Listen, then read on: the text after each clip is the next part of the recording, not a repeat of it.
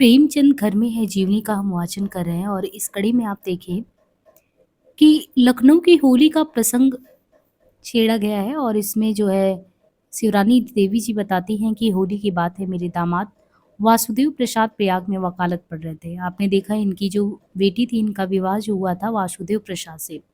और प्रेमचंद जी और शिवरानी देवी बहुत ही खुश थे और बहुत मदद भी अपनी तरफ से करते थे दामाद का। उन्हें स्वभाव भी बहुत अच्छा लगता था। ये प्रयाग में वकालत पढ़ रहे थे, उनको भी होली पर बुला लिया गया था। और जो इनका बड़ा लड़का था धुन्नू, वो रंग के डर से बाहर भागा। धुन्नू जो है, बड़ा लड़का जो था, वो रंग के डर से बाहर भागा। वासुदेव प्रसाद और बन्नू ऊपर जाकर कोठे का दरवाजा बंद करके बैठे। आप तो अपने कमरे में ही सो रहे। जो भी आता रंग और अबीर से उनका स्वागत करता। उन दिनों उन्हें खांसी आ रही थी। जब कोई आदमी नहला कर उन्हें चले गए तो मैं बोली, आपको खांसी का डर है कि नहीं? बोले, दोनों लड़के और दामाद सब भागे। मैं भी वैसा हो जाऊं क्या? आखिर ये लड़के हैं कहाँ? इन्होंने कहा कि आखिर ये लड़के हैं कहाँ? उन्होंने कहा, मैं धुन्नू तो बाहर भागा और दोनों ऊपर कमरा बंद किए बैठे। आप नीचे से बोले, वासुदेव प्रसाद बन्नू को लिए यहाँ आओ। जब वे दोनों सामने आ गए तब बोले, भाई रंग से इतना डर क्यों? रंग ही तो है और आज हिंदू मात्र रंग खेलते हैं। तुम लोग यहाँ होते तो तुम लोगों पर भी रंग पड़ता और मैं छूट जाता। देखो, तुम लोगों के अभाव में खुद लड़का बन बैठा हूँ और हर कोई रंग से नहला जाता है।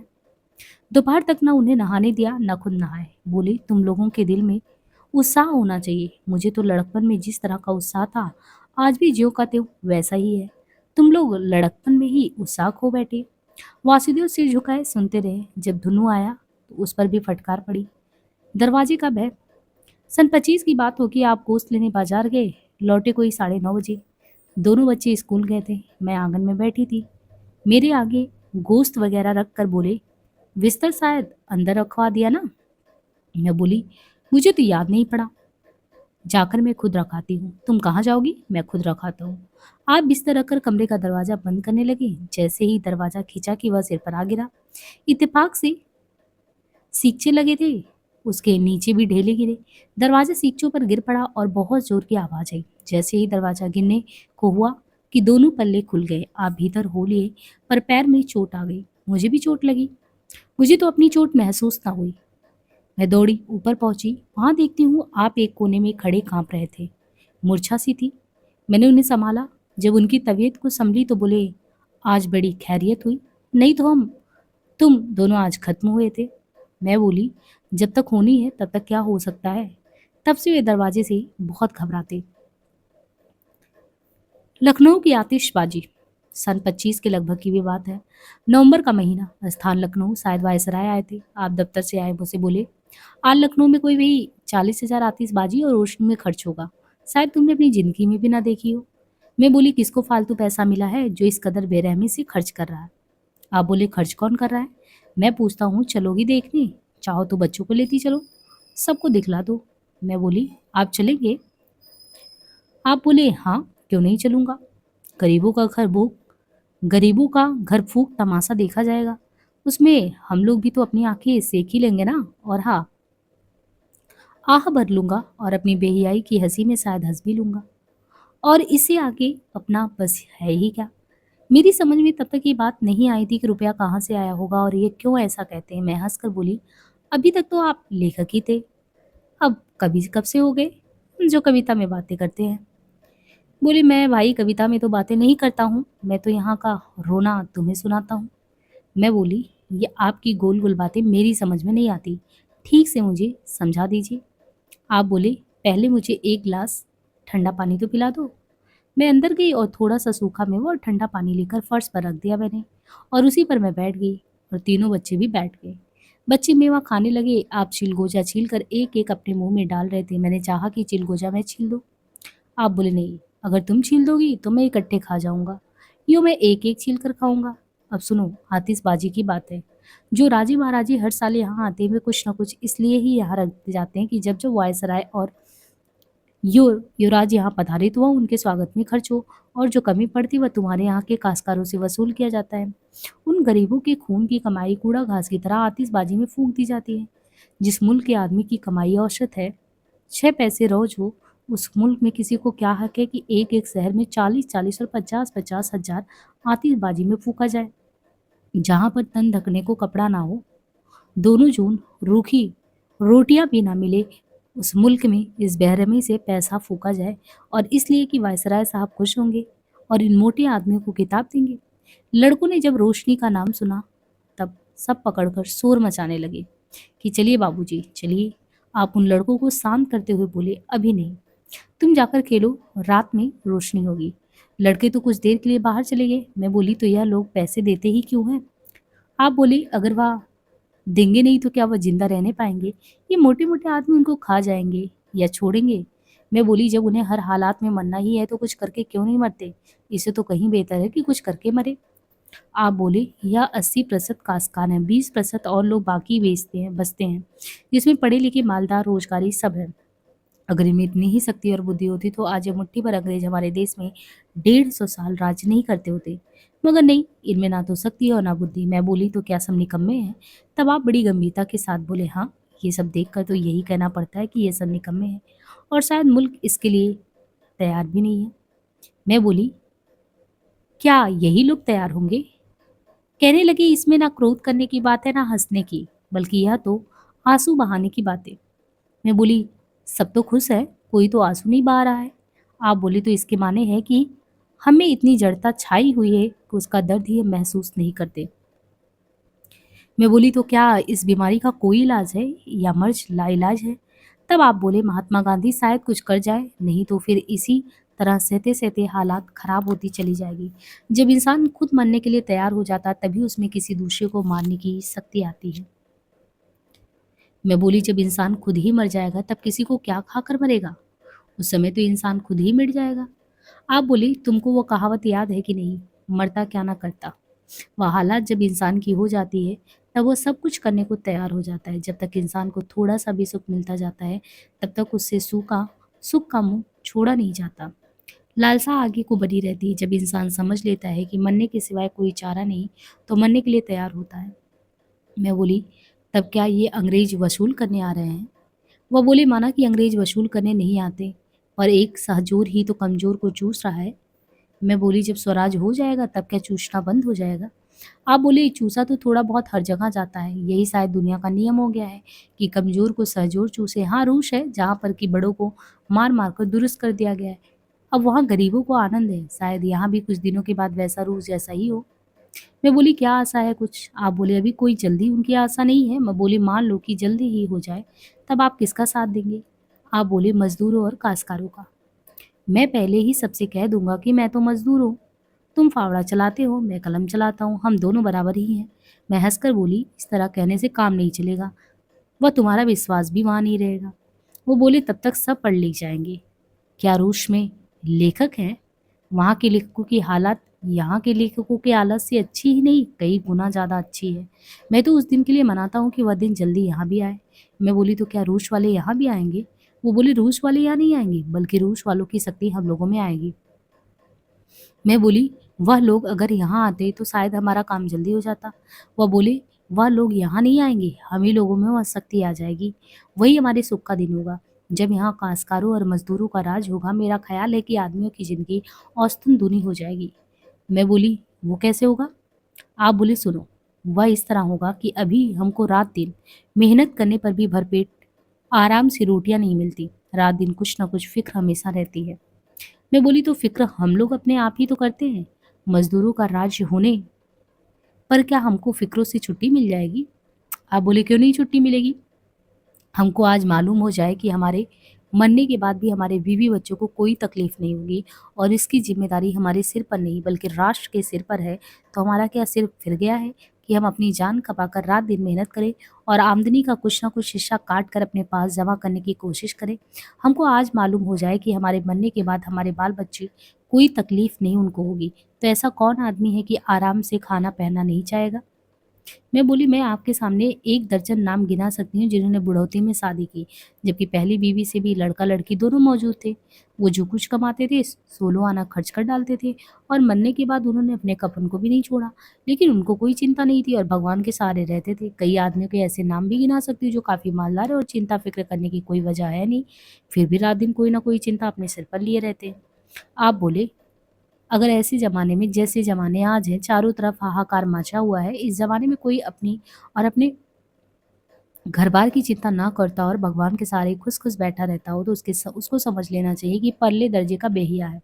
बाल-बच्चों के रहते बुढ़ापे में शादी करे, उसके लिए इस्तेमाल करने को मेरे पास कोई शब्द ही नहीं। और जो कोई अपने लिए नहीं, दूसरों के लिए चिंता करे, जैसे महात्मा गांधी, वो तो मेरी निगाह में सबसे महान शक्ति हैं। हम लोगों में इस तरह की बात हो ही रही थी कि लड़के फिर पहुंच गए और फिर बोले, चलिए बाबूजी, समय हो गया, सब लोग तो जा रहे हैं। सबको लेकर गए, साथ में मैं भी थी। सब लोग तो खुश खुश आतिशबाजी देख रहे थे। आप ऐसे अनमने किनारे बैठे हुए थे कि उनको देखकर मालूम होता था जैसे इनके अपने ही घर की संपत्ति फूकी जा रही हो। एक आध घंटे के बाद सबको वापस ले आए। लड़के नहीं आना चाहते थे, बोले, मेरे सर में दर्द हो रहा है। चले तो आए, मगर आतिशबाजी के फूकने का महीनों रंज रहा।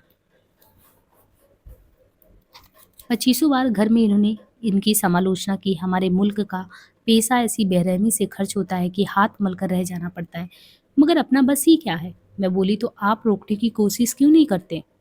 अरे भाई, मेरे बस की बात होती तो मैं आज जमीन ही क्यों, सब कुछ आकाश में ना उड़ा करता। मगर अफसोस तो यही है कि अपना कोई बस चलता ही नहीं है।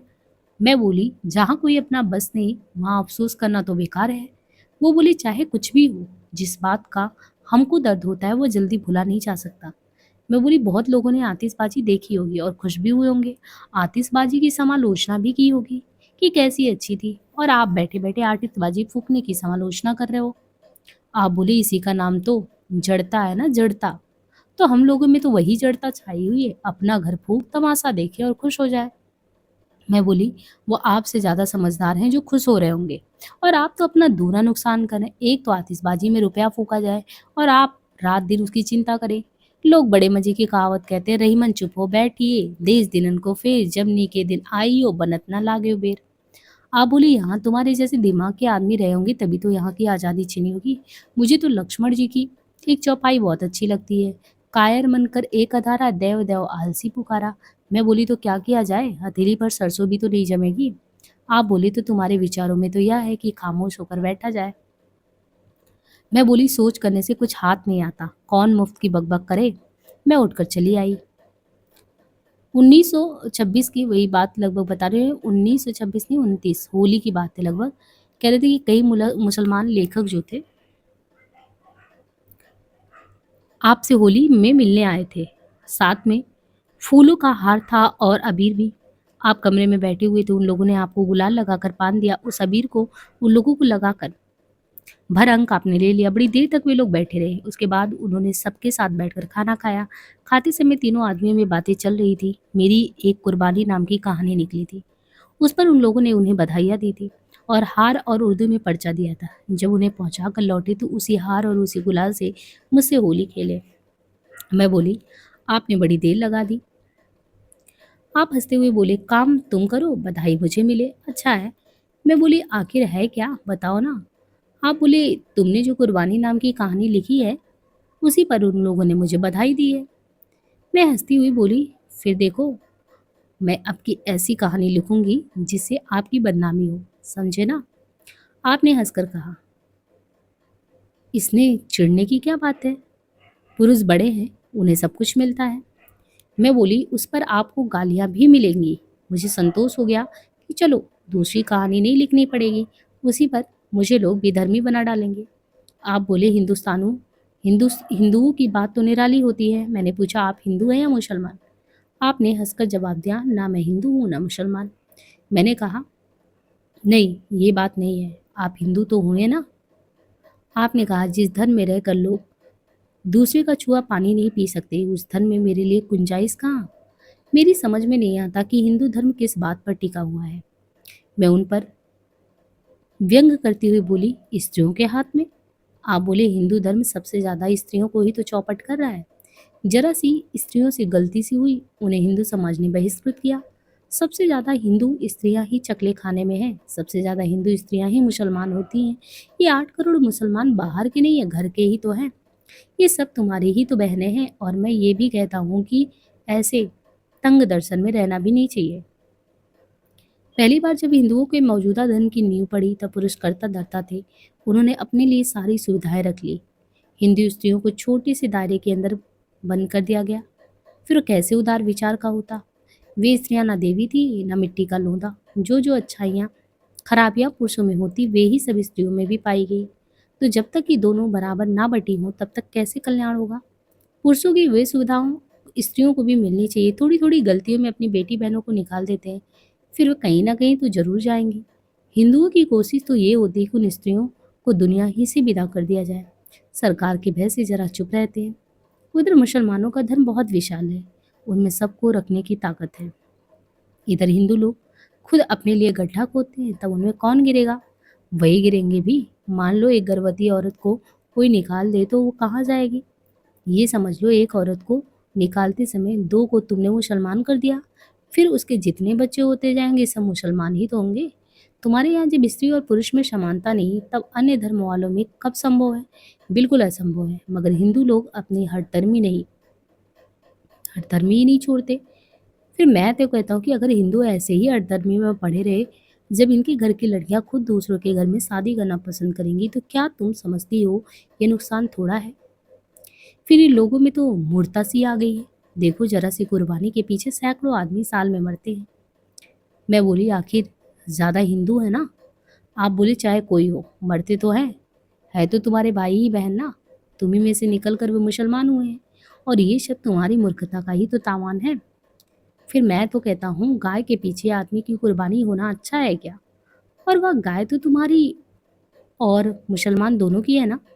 वो भी इसी जगह पैदा होते हैं और मरते हैं। जिस जिस चीज़ से उसका हानि लाभ होगा उसी से तुम्हारा भी होगा। अगर तुम थड़े दिल से समझा दो तो दूसरी बात है, अगर तुमसे समझाते ना बने तो उसे छोड़ दो। यहाँ तो झगड़ा करने का मर्ज है। मैं बोली आप समझदार हैं तो खुद क्यों नहीं समझा देते। वे बोले जिनको मैं समझता हूँ वे कुछ समझदार हैं, वे गाय की कुर्बानी खुद नहीं करते। मैंने कहा कौन फिर करते हैं, किसे समझाया जाए। आप बोले उन तीनों को समझाना है जिनकी रोजी इन्हीं झगड़ों पर चलती है। इसमें बड़ा मुल्ला और नेता शरीक रहते हैं, उन्हीं को इसमें ज़्यादा मजा आता है। इस झगड़े में जनता का क्या हाल होगा इससे उन्हें कोई बहस नहीं। उनको तो वाहवाही मिलनी चाहिए बस, और मौज उड़ाने के लिए पैसे। जितना हम लोग पंडों से परेशान है उतना ही समझदार लोग मुल्लाओं से। मैं बोली तब आप लोग क्यों नहीं उनको निकाल बाहर फेंकते। आप बोले कोई समय आएगा जब ये लोग बाहर ही निकाल दिए जाएंगे। अंग्रेजों के यहाँ हजारों बछड़े काट काट कर भेज दिए जाते हैं, उनसे कोई नहीं कहता कि इन बछड़ों को मत भेजो। ना बेचे तो जबरन कोई थोड़े ही छीन लेगा। मगर नहीं, उनसे उनसे कोर दबती। जहाँ लड़ना है वहाँ नहीं लड़ते। मैं बोली हम लोगों की पूजा की चीज़ है गाय। आप बोले तुम लोग कौन कम हो मुसलमान से, तुम लोग भी तो भेड़ बकरे देवी को बलि ही चढ़ाते हो। क्या उस बकरे की जान नहीं होती। इसी से मैं कहता हूँ कि कोई धर्म ना अच्छा होता है ना बुरा। उन्हीं हिंदुओं को मैं कहता हूँ जो गाय के पीछे प्राण देते हैं। वही हिंदू अपने माँ बाप को रोटियां नहीं दे सकते। वही हिंदू घर की बेटी बहन को निकाल देते हैं। ये क्या इंसानियत से दूर करने वाली बातें नहीं है। फिर भी लोग नाच से कहते हैं गऊ हमारे पूजन की चीज है। जो माँ को रोटी ना दे सके वो गाय को क्या चारा देगा। मैं बोली यहाँ सैकड़ों आदमी गाय के पीछे प्रतिवर्ष कुर्बान होते हैं गाय के पीछे। आप बोले रानी पागल ना हो तुम, सुनो। वो गाय के पीछे नहीं कुर्बान होते बल्कि वे अपनी कुरेदन के पीछे कुर्बान होते हैं। उनके अंदर जो कुरेदन रहती है ना उसी को मौका पाकर दोनों निकालना चाहते हैं। मैं बोली आप किस मजहब को अच्छा समझते हैं। आप बोले अवश्य मेरे लिए कोई मजहब नहीं। राम रहीम बुद्ध ईसा सभी बराबर हैं। इन महापुरुषों ने जो कुछ किया सब ठीक किया, उनके अनुयायियों ने उनको उल्टा किया। कोई धर्म ऐसा है ही नहीं कि जिसमें इंसान से हैवान होना पड़े। इसी से मैं कहता हूँ मेरा कोई खास मजहब नहीं, सबको मानता भी हूँ। इस तरह के जो नहीं है उनसे मुझे कोई मोहब्बत भी नहीं। यही मेरा धर्म समझो। डेवढ़े दर्जे से सन 21 की बात है। मैं प्रयाग से लौट रही थी, मेरे हाथ बन्नू था। आप थे, हम तीनों इंटर क्लास से आ रहे थे। चैत का महीना था, अष्टमी थी। गाड़ियों में बेहद भीड़ थी। जब बहुत से देहाती मुसाफिर हमारे डिब्बे में घुस आए तो आप बोले ये डेवढ़े दर्जा किराया ज़्यादा लेगा। देहाती लोग बोले, क्या करे बाबूजी, 2 रोज से पड़े हैं। आप बोले, तुम लोग कहाँ से आ रहे हो, कहाँ जाओगे? हम लोग शीतला जी के दर्शन करने गए थे, देहातियों ने कहा। आप बोले, शीतला जी के दर्शन करने से तुम्हें क्या मिलेगा? सच बताओ, तुम लोगों का कितना कितना खर्चा हुआ? एक एक आदमी के कम से कम 15, देहातियों ने कहा। आप बोले, इसका ये मतलब है कि तुम लोगों ने 4-4 महीने के खाने का ऐसे ही बेच दिया? उससे अच्छा होता कि देवी जी की पूजा तुम घर पे ही कर लेते। देवी जी तो सभी जगह रहती है, वहां भी तुम पूजा कर सकते थे। देवी देवता सभी तब भी खुश होते। जब तुम आराम से रहते तभी तो खुश होते। क्या करे, मनौती माने थे, अगर देवी जी के यहाँ ना जाते तो नाराज होती। देहातियों ने ऐसा कहा। गाड़ी बेहद भारी थी। गठरी जो थी उनकी, कह रहे थे, वो बेहद भारी थी। सांस लेना कठिन था वहाँ पे, और गर्मी भी बहुत ज़्यादा पड़ रही थी। अगला स्टेशन जब आया तो मैं बोली, इनसे कह दीजिए कि उतर जाएं, इन उपदेशों का पालन इनसे नहीं होगा। आप बोली, तो बिना समझाए भी तो काम नहीं चलने का। मैं बोली, फिर से समझा लेना, मेरा तो दम घुटे जा रहा है। आप बोले, इन्हीं के लिए तो जेल जाती हो, लड़ाई लड़ती हो, और इन्हीं को हटा रही हो। मुझे तो इन गरीबों पर दया आती है, बेचारे भूखे धर्म के पीछे मर रहे हैं। मैं बोली, जो बेवकूफ़ी करेगा वो भूखों ना मरेगा तो और क्या होगा? आप बोले, क्या करें? सदियों से अंधविश्वास के बेचारे पीछे पड़े हैं। मैं बोली, जो खुद ही मरने के लिए तैयार है उन्हें कोई जिंदा रख सकता है भला? इनके ऊपर जबरन कोई कानून लगा दिया जाए तो इन्हें समझ में आ जाए। तब आप बोले, धीरे धीरे समझ लेंगे, यदि भी अभी काफी देर है, कोई काम जबरन किया जाएगा तो मरने मारने को तैयार हो जाएंगे। मैं बोली, तो गाड़ी में बैठे बैठे नहीं सीखे जाएंगे? तो फिर बोले, आखिर तब कब समझाया जाए? मैं बोली, आप इन्हीं के लिए तो पोथा का पोथा लिख रहे हैं। ये उपन्यास लेकर थोड़े ही पढ़ते हैं। हाँ, उन उपन्यासों की फिल्म तैयार कर यदि गांव गांव मुफ्त दिखलाया जाए तो ये लोग देखेंगे। ऐसा प्रेमचंद जी ने शिवरानी जी से कहा। मैं बोली, पहले आप लिख डालो, फिर फिल्म तैयार करवाइएगा। हम में ये बातें हो रही थी कि तब तक रेलवे पुलिस का आदमी आ गया। उन सबों को धमकी देने लगा और कहने लगा कि ढ्योना है और किराया लाओ। उस पुलिसमैन की हरकत देखकर आपको बड़ा क्रोध आया और बोले, तुम लोग आदमी हो या पशु? पशु? क्यों पशु? तीसरे दर्जे का किराया दिया और ड्योढ़े में आकर बैठे हैं ये लोग। तीसरे पे जगह थी जो उसमें बैठते, किराया तो तुमने ले लिया। ये भी देखा कि गाड़ी में जगह है या नहीं। आदमियों को पशु बना रखा है तुम लोगों ने। मैं इनके पीछे लड़ूंगा। ये राजनी की किराया ले ले और गाड़ी में किसी को भी जगह नहीं दी। चलो, दो इनको तीसरे दर्जे में जगह। और उन आदमियों से कहा कि चलो मैं तुम्हारे साथ चलता हूँ, और उन आदमियों को लिए वो पुलिसमैन के साथ आप उतर पड़े। पुलिसमैन ने उन आदमियों को किसी तरह एक एक करके भरा। जब आप लौट कर आए तो मुझसे बोले, देखा इन आदमियों को? मैं बोली, आप क्यों लड़ने लगे? आप बोले, मैं क्या कोई भी इस तरह का हरकत नहीं दे सकता? और इस तरह के अत्याचार देखकर कुछ ना बोली तो मैं कहूँगा कि उसके अंदर गम ही नहीं। मैं बोली, कांग्रेस के आदमी जो नेता कहे जाते हैं वे ए बी में मौज से रहते हैं, या पता भी नहीं रखते कि सी क्लास वालों को क्या आराम है, क्या तकलीफ। आप बोले, अगर यहाँ के सभी आदमी जिम्मेदारी होते तो इस तरह का मुल्क नहीं होता। हमारी इसी कमी से सरकार राज कर रही है। मुट्ठी भर अंग्रेज 35 करोड़ आदमियों पर राज करे, इसका माने क्या है? हमें चरित्र बल, आत्मबल कुछ भी नहीं है। उसी का तावान तो हम भोग रहे हैं ना। मैं बोली, ये एक दिन में थोड़ी ही समझेंगे। तो आप बोले, तो क्या सब हाथ पर हाथ धरे बैठे रहे? तब भी तो अच्छा नहीं होगा। मैं बोली, होगा जब होगा। वे बोले, तो तुम नाहक जेल गई, कांग्रेस के पीछे मरती रही। ये आज़ादी का पौधा इमली के दरख्त की तरह है, बाबा लगाता है तो पोता पलकाता है। ठीक, कितनी बड़ी बात इन्होंने कही। अब यहाँ पे राय साहबी कोई प्रसंग, यहाँ पे शिवरानी जी बताती है कि मैं लखनऊ में थी और हेली साहब गवर्नर होकर आए थे। उन्होंने अपने एक मित्र से जो हिंदुस्तानी था कहा, धनपत राय जी को आप पत्र लिखें। मैं उनको राय साहबी देना चाहता हूँ क्योंकि वे भारत के सबसे बड़े राइटर हैं, जिनसे गवर्नर साहब ने कहा। वे इनकी किताबों के बड़े भक्त थे। उन्होंने एक पत्र लिखा और लिखा कि गवर्नर साहब आपको राय साहबी का किताब देना चाहते हैं, आप उनसे मिलिए। वो पत्र लेकर आप अंदर आए। मुझसे बोले, गवर्नर साहब का मेरे पास पत्र आया। मैंने पूछा, क्या लिखा है? साहब बहादुर मुझे राय बहादुरी देना चाहते हैं। मैं उन्हीं का खत है कि किसी और से लिखवाया है? हाँ, किसी और से लिखवाया है।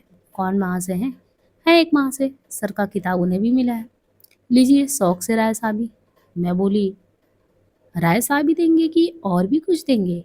इशारा तो और भी कुछ के लिए है। तब लीजिए ना। तो क्यों देना चाहते हैं बता दूं? तब मैं जानता कि आदमी ना रहकर, मतलब वो कहते हैं प्रेमचंद जी कि मैं तब जनता का आदमी ना रहकर पिट्ठू बन जाऊंगा। अब शिवरानी जी कहती, कैसा पिट्ठू? अरे उसी तरह जैसे और लोग हैं, अभी तक मेरा सारा काम जनता के लिए होता था, तब गवर्नमेंट मुझसे जो लिखवाएगी लिखना पड़ेगा। तो मंजूर करो तो ले लूँ, यानी सीधा शिवरानी जी पे फोड़ दिया इन्होंने। अगर तुम हाँ कह दो तो मैं ले लूँ। हाँ जरूर ले लीजिए, तुम्हारा निर्णय हो तो मैं लिख दूँ। मैंने सोचा कहीं सचमुच ना लिख दें। बोली बड़ा महंगा सौदा है। तब आप बोले हाँ, मैं ऐसे खुद ना करूँगा। उनको क्या जवाब दीजिएगा? उनको धन्यवाद लिख दूंगा और लिख दूंगा कि मैं जनता का तुच्छ सेवक हूँ। अगर जनता की राय साहबी मिलेगी तो सिर आंखों पर, गवर्नमेंट की राय साहबी की इच्छा मुझे नहीं है। गवर्नमेंट साहब को मेरी तरफ से धन्यवाद दे दीजिएगा। लखनऊ महिला आश्रम के प्रसंग को इन्होंने बताया है कि सन 29 की बात है, महीनों से रात को मुझे हल्का हल्का बुखार आता, सुबह 4 बजे की बात है। कांग्रेस का जमाना था, सुबह से 12 बजे तक घर के खाने पीने का काम, 12 के बाद महिला आश्रम। आप बार बार मुझे मेहनत करने से रोकते, डॉक्टरों का कहना था कि मेहनत करने से बुखार हो जाएगा। मैं उस बुखार को छिपाना चाहती थी, अगर बुखार की हालत जान जाती तो कांग्रेस का काम रुक जाता। जुलाई का महीना था, शराब की पैकेटिंग हो रही थी। मैं 40 से 60 औरतों के लिए 3-4 दिन गई, वहां से लौटने पर नहाती थी। चौथे दिन मुझे तेजी से बुखार चढ़ाया। 10 दिन और 10 रात तक बुखार रहा। आपको ये देखकर क्रोध आया। उन दिनों देहातों में मोहनलाल सक्सेना दौरा करने जाते थे, आए तो दिन तक आप भी उन्हीं के साथ दौरा करते रहे। चौथे दिन जब देखा कि मेरा बुखार नहीं उतरा, मैं बोली आप 3 दिनों तक कहाँ थे? आप बोले जहाँ से तुम बुखार लेकर आई वहाँ का काम करने गया था। मैं बोली आप 3 रोज गायब रहे, अगर गायब ना रहता तो काम कैसे चलता? मैं बोली मेरी अच्छी होने पर आप जाते, घर में छोटे छोटे बच्चे, मैं बीमार। आप बोली जब कोई मरने पर तुला ही हो तो उसे जिंदा कैसे रखते? मैं बोली मरने पर कौन तुला है? हाँ, जिम्मेदारी समझना हर एक का कर्तव्य है। इसके माने कि तुम मरती रहो और मैं बैठा बैठा देखा करूँ। मैं बोली और मैं क्या करती? ये 60-70 औरतें कैसे काम करती? उनमें समझदार और जिम्मेदार तो 2 ही 3 औरतें हैं। वे तो आराम से अपने घर रहें और वो सब नौकरानी है जो काम करती रहे, जिनको अभी तक ये भी नहीं मालूम कि स्वराज में क्या मिलेगा। अभी तक तो ये समझ रही हैं कि ये काम कर रहे हैं, मैं भी कर रही हूँ। आप बोले इसके माने ये कि मरता भी रहे तो काम करता रहे। जब मर रही हूँ तो खाट पर पड़ी नहीं हूँ, रोजाना वे आती और देख जाती, तुम्हें देखने आती। हाँ, पर हमदर्दी के बारे नहीं, ये समझ कर कि आराम तो नहीं कर रही है। इसके माने कि वे तुमको बेवकूफ़ बनाती हैं? मैं बोली वे बेवकूफ़ नहीं बनाती हैं, उन्हीं को क्या गरज पड़ी है कि वे सब काम करें। मुझे तो उन बेचारियों पर दया आती, ना वे कुछ जानती ना समझती, फिर भी हमारे साथ मरने को तैयार हैं। ये बराबर हमारा सिर खपाती हैं। बहुत सी तो इतनी गरीब है कि उन्हें खाने को नहीं है। फिर जब काम ठीक ठीक नहीं होता रहेगा तो बदनामी तो नाम वालियों की होगी, नेकनामी मिलेगी तब भी हम ही लूटेंगे। अच्छा, तो आराम से सोचो ना। 10वें रोज जब मेरा बुखार उतरा तो मैंने जूस लिया, तभी वे आई और मुझे पकड़ ले गई। आप उनसे बोले 2-4 रोज इन्हें आराम कर लेने दो, फिर ये बीमार पड़ जाएंगी। स्त्रियां बोली इनके माने कि हम भी अपने घर आराम करने जाएं? क्या हमारे घर कोई ब्याह शादी है? मैं बोली तुम तो नाराज होती हो, मैं फिर काम करूंगी। आराम के मारे थोड़ी ही जान बचा रही थी, एक आध रोज जरा आराम कर लेने दो। स्त्रियां बोली आप जब तक आराम करेंगी तब तक हम भी घर पे रहेंगे, उन स्त्रियों के साथ तो हमसे काम नहीं हो पाएगा। मैं बोली दया करो, देख तो रही हूँ मैं चारपाई पर पड़ी हूँ, आज तो जूस लिया है। वो स्त्रियां कहीं अच्छा जब आप काम करने जाएं तो हमें बुला लीजिएगा। मैं बोली बहनों रूठो नहीं, मैं सुबह आऊंगी, तभी तो मुझसे चला भी नहीं जा रहा है अभी। बोली हम आपसे रूठते नहीं हैं, वहाँ हमें लोग कहते हैं कि ये तनख्वाह पाती हैं, हम कैसे काम करें आप ही बताइए। दिन भर कांग्रेस का काम करती हैं, रात को बेसन पीसती हैं, कोई धोई बनाती है, तब हमारा काम चलता है। उस पर जिसे देखिए वही डांट बैठता है। अब तो हमने यही सोच लिया है कि आप काम ना करेंगी तो हम भी घर पे बैठ जाएंगे। मैं बोली बहनों जब तक मैं लखनऊ में हूँ तब तक मेरी लाज रखना। उसी समय मैं कपड़े पहनकर पैदल उनके साथ चली, क्योंकि सबों के लिए 4 टांगे लगते। आप बैठे ही थे, आपने देखा मैं जा रही हूँ, ये कहती हुई मैं चली गई। 2 ही 3 काम कर पाई थी कि फिर मुझे बुखार चढ़ा। मैं खुद कपड़े भी नहीं उतार पाई, नौकर ने मेरा जूता खोला और 3 दिन और 3 रात मुझे बुखार चढ़ा रहा। इस पर आप मुझ पर बहुत नाराज होने लगे। बोले क्या प्राण देने पर उतारूं? मैं सोचता हूँ तुम ऐसी रही तो महीने 2 महीने में मर जाओगी। मैं बोली आप खुद भी तो देख रहे हो, क्या करूँ, कोठरी में बंद होना चाहूँ तो भी बंद नहीं हो सकती। उस दिन तो आपने सबकी बातें सुनी, मैं मजबूर हो गई। इसके आगे मेरे पास कोई भी दवा नहीं है। आप बोले अब महीना 2 महीना तुम खाट पर पड़ी रहो, तब तो लोग समझेंगे ना कि तुम भली नहीं हो। मैं बोली बहाना वहाँ चलता है जहाँ लोग जबरदस्ती काम करवाते हैं, जो काम अपनी जिम्मेदारी समझ कर किया जाता है उसे कैसे मुंह मोड़ूं? आप बोले इसमें जिम्मेदारी की क्या बात है, महात्मा जी थोड़े ही कोई बढ़ जाएंगे, जब वे बीमार होते हैं तो उनसे कोई नहीं मिलने पाता। मैं बोली, क्या मैं महात्मा गांधी हूँ? आप बोले, आदमी तो हुई ना, महात्मा जी की ज़रूरत सारे हिंदुस्तान को है, तो तुम्हारे घर वालों को। अगर तुम नहीं मानोगी तो मैं मिलने वालों को रोक दूंगा। मैं बोली, ये मेरे साथ अत्याचार होगा। आप बोले, उसी तरह का अत्याचार होगा जैसे तुम कलम तोड़कर फेंक देती हो। जैसे तुम्हें मेरी ज़रूरत वैसे मुझे तुम्हारी। इसके बाद मैं 10-12 रोज तक पड़ी रही। उसी साल अप्रैल में हम दोनों बनारस आए। उन्होंने माधुरी का काम छोड़ दिया। तो यहाँ तक का प्रसंग जो है इन्होंने बताया कि कब जो है कौन सी स्थितियाँ बनी थी जब इन्होंने माधुरी का जो प्रसंग था, माधुरी का जो काम था वो छोड़ दिया था। आगे यहाँ पे बताते हैं कि महिला आश्रम और स्त्री और पुरुष। एक बार कांग्रेस की मीटिंग हो रही थी, उसमें काम करने वाले करीबन वही 140 पुरुष थे, उनमें आप भी थे। स्त्रियां केवल 10 थी। 30 पर पुरुषों की शिकायत थी कि स्त्रियां अधिक तादाद में हैं। आप बोले, तो ये भूल है। मैं तभी से स्त्रियां महिला आश्रम से प्रसन्न नहीं है। उनका कहना है कि हम लोग बहुत हैं, थोड़े लोग काम करें, हमारी तकलीफें तो पुरुषों के ध्यान में ही नहीं आती। 6 महीने हुए कांग्रेस दफ्तर गैर कानूनी करार दे दिया गया। तब से सारा बोझ महिला आश्रम पर ही तो है। अब उनको सोचना चाहिए कि आज स्त्रियां ना होती तो काम कैसे बढ़ता। तभी ने मैंने कहा कि उनकी भूल थी। आप बताएं ना, स्त्रियां कैसे आगे बढ़ें? अधिकार भी बड़ी महंगी चीज़ है, बलिदान करो ना उसके लिए। दया से कोई चीज़ मिल भी जाए तो अच्छा नहीं और अस्थाई भी नहीं होता। अपने पौरुष से ली हुई चीज़ अच्छी होती है। मैंने कहा, आपको अपाहिज बनाने वाला है कौन? इसकी शिकायत तुम ना करो। वो समय ही ऐसा था, पहले का रोना रोने से काम नहीं चलेगा, अब संभलो। मैंने बोला, उस पुरानी हालात में भी हम तुम दोनों साथ थे और आज भी साथ देने को तैयार हैं। तब आप कैसे कहते हैं कि मांगने से नहीं मिलता? तुम ही अपना बलिदान करो। तब बोले, जो अब तक स्त्रियों के साथ बराबरी का बर्ताव नहीं बरत पाए, वे इतनी जल्द उदार नहीं हो पाएंगे। आज पुरुष स्त्रियों पर इस बात से बहुत प्रसन्न है कि आज स्त्रियां मैदान में ना आती तो कांग्रेस तो खत्म ही हो जाता। तब स्त्रियों की गुरु पुरुष कैसे हुई? स्त्रियां भला कब अपने कर्तव्य से विमुख हुई? जब स्त्रियां अपने को पुरुषों से अलग समझने लगेंगी तो यादों को संसार भयंकर हो जाएगा। जब नाच किस बात पर है? जहां ही देखिए पुरुष आगे कदम बढ़ाए रहते हैं। नहीं, वे तुम्हारी दया के पात्र है और तुम लोग उन पर क्रोध मत करो। जिसे तुमने अपने हाथ से बनाया वो तुम्हारे हाथ से कैसे खराब होंगे? इसके माने तो यह है कि हत्या के बल खेते खाते। और क्या समझती हो? जो जितना ही बड़ा होता वो उतना ही गंभीर, उसी के ऊपर दुनिया टिकती। इसी से मनु भगवान ने कहा है कि गुरु बाप से 1000 गुना भी अधिक पूछे। इसके योग्य क्या सहज हो ही पाओगी? इसके आगे क्या कहूँ? लड़ाई तो जब है जब कोई बराबर का लड़ने वाला हो। इसी वास्ते हम अपना सिर झुकाए चले चलते हैं और घुट घुट कर मरते भी हैं। इसी से तुम लोगों को शक्ति का स्थान मिलता है। पुरुषों को बुलावा देना खूब आता है। स्त्री पुरुष का अलगोजा कैसा? स्त्रियों के अलगाव में तो हम जीवित भी नहीं रह सकते। पुरुष से तो पहले ही स्त्रियों पर डंडा लेकर उठते हैं। वो पशु बल है जिसकी दुनिया में कोई वक़्त नहीं। देव दानों में झगड़ा होने पर दानव ही हमेशा जीता, क्योंकि वे जायज़ नाजायज़ सब कुछ कर सकते हैं। जहाँ कोई नीति नहीं, कोई धर्म नहीं, उस समय देव हमेशा बैठा रहता, क्योंकि ऊँचा वह जो ऊँचे की मुँह लगे, इसी वास्ते वह देव हमेशा ही ऊँचा रहेगा। जो दानव है उसे शिकायत क्या किया जाए? इसी तरह स्त्री और पुरुष, पुरुष को स्त्रियाँ मिटाना नहीं चाहती तो खुद नहीं मिटेंगी तो होगा क्या? मगर हाँ, वे हमेशा पूजनीय हैं या उन्हीं के योग्य भी हैं। मैंने कहा, खूब। और वहाँ से उठाई। उनके दिल में स्त्री जाति के प्रति श्रद्धा थी। वे स्त्रियों को पुरुष से बढ़ा समझते थे। अगर मैं गाँव में रहती और शाम को बाहर बैठना चाहती तो आप बाहर मुझे देखते ही अपने लिए झट दूसरी कुर्सी लाने चले जाते। अगर गर्मी में शाम को वे छत पर होते और मैं जा पड़ती तो आप फौरन दूसरी कुर्सी के लिए नीचे आते। अगर वे खाना खाने बैठते तो पानी खुद ले लेते। मेरे लिए भी गिलास में पानी रख देते। मेरी आड़ में जब नौकर ना रहता तो अपनी चारपाई बिछाते, हुए मेरी भी बिछा देते। अगर मैं घर में अकेली खाना पकाती होती तो उसी जगह चौकी के पास वे रात भर बैठे रहते। जब मैं खाना पका चुकती तो मुझे लिए वे अपने कमरे में जाते, मुझे पढ़ने के लिए कोई अच्छी चीज़ देकर तब आप लिखना शुरू करते।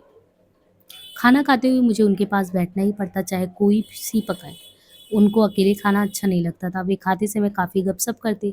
लीडर रोज़ पढ़कर वे मुझे सुनाते। अगर मैं पास ना होती तो मुझे बुला लेते और उसे पढ़कर हिंदी में अनुवाद कर मुझे सुनाते, जिसमें मैं अंग्रेजी ना जानने की चिंता ना करूं। इसलिए मैं कभी उर्दू और अंग्रेजी ना पढ़ लेने का कष्ट का अनुभव ना करती। मुझे शहर ही में अगर कहीं जाना होता वे मेरे साथ वहाँ तक जाते, दरवाजे तक मुझे पहुँचा कर वापस आते। तो इन्होंने सारी उन परिस्थितियों का देखिए बहुत अच्छे से वर्णन किया कि किस तरीके से प्रेम जी हमेशा उनका सपोर्ट करते रहते थे। बाकी हम नेक्स्ट वीडियो में देखेंगे। आज के लिए इतने, धन्यवाद।